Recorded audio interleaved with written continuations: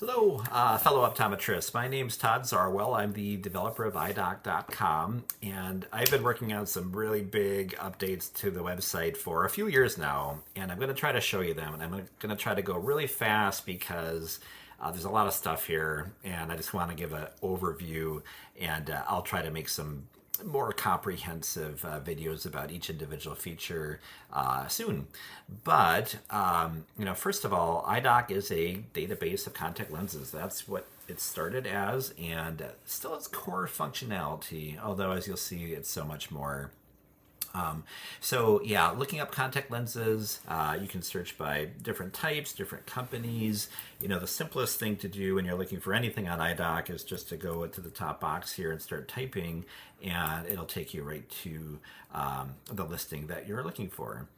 I've made Eyedock really mobile friendly, so if we look at this on an iPhone, everything formats really well for phones and also for iPads and tablets.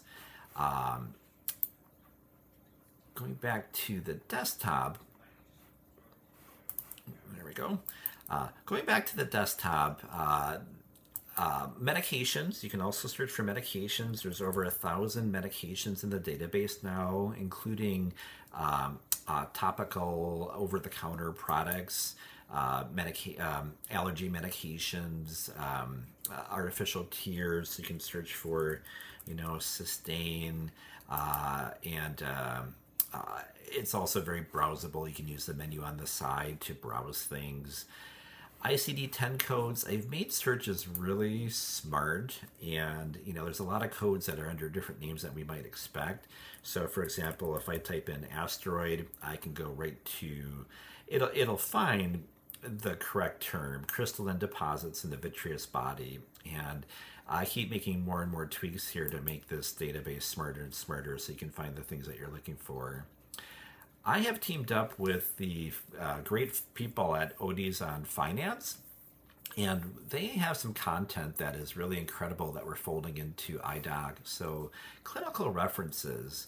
So if I search for scleritis and click on the ocular conditions menu item there, we have a listing for scleritis, which includes symptoms, signs, workup, treatment, follow-up, differential diagnoses,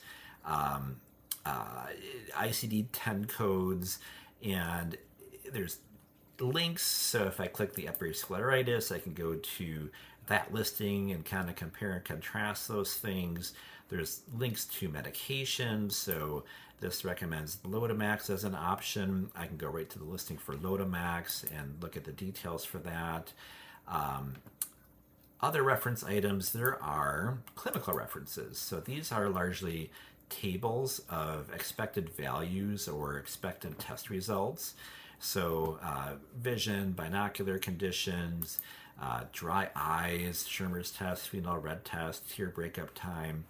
You can search for these things too. So if I'm looking for accommodation, expected norm values, I can go right to that just by searching in the box at the top of the page here. There's diagrams. So if I go to educational images, this is something that we want to expand and add more custom content to, but it's off to a great start. So this is something I draw on a little sticky note about 8 times a day, just explaining the difference between progressive lenses, computer progressives, and now it's something I can call up really quickly on my desktop or an iPad or on my phone even.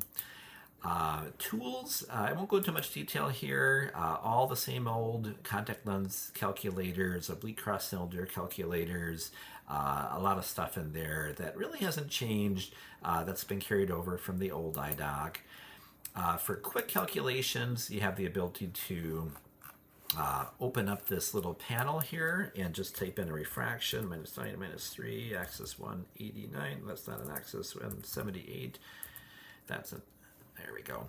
So it'll vertex it. You can type in a keratometry.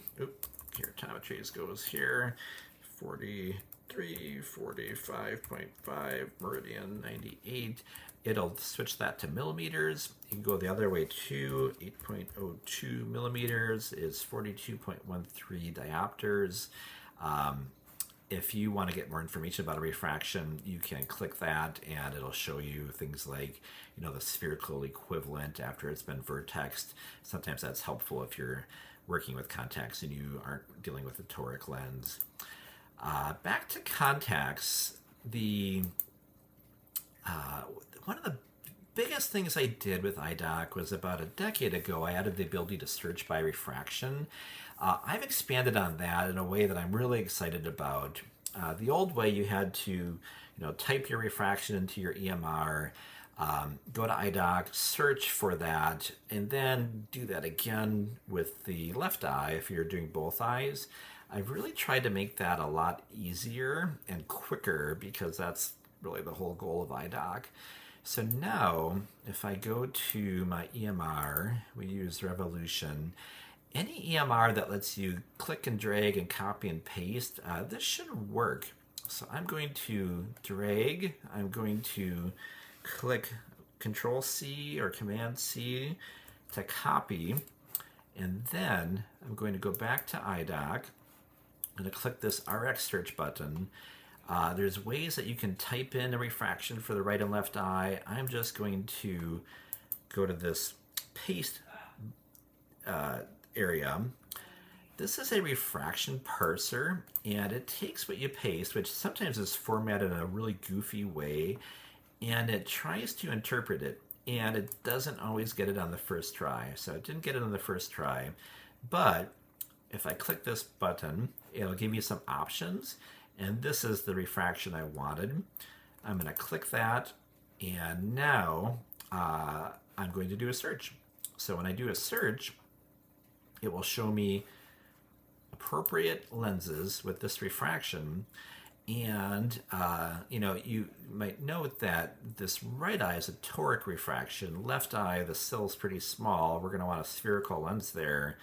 And that's what the search engine did. It found toric lenses for the right eye and spherical lenses for the left eye. It's been vertexed, and it's found the most appropriate lenses based on the available powers available for these lenses. And I can filter this. I can say I really only wanted monthly lenses. It'll find monthly lenses and show me the options there. This will work for bifocal lenses, but it's really quick, really flexible. Again, it works really well on mobile. So this is what it looks like on an iPad, and on a phone screen, it'll look like this. So you'll get the results, and you can expand them. You can go right to a listing for the lens, so you can look at the actual parameters it comes in. You can look at the powers within the lens listing, and that should do it. I could go on for days, and I probably will, but this video is supposed to be short. It's already longer than I wanted it to be, so I'm going to stop now.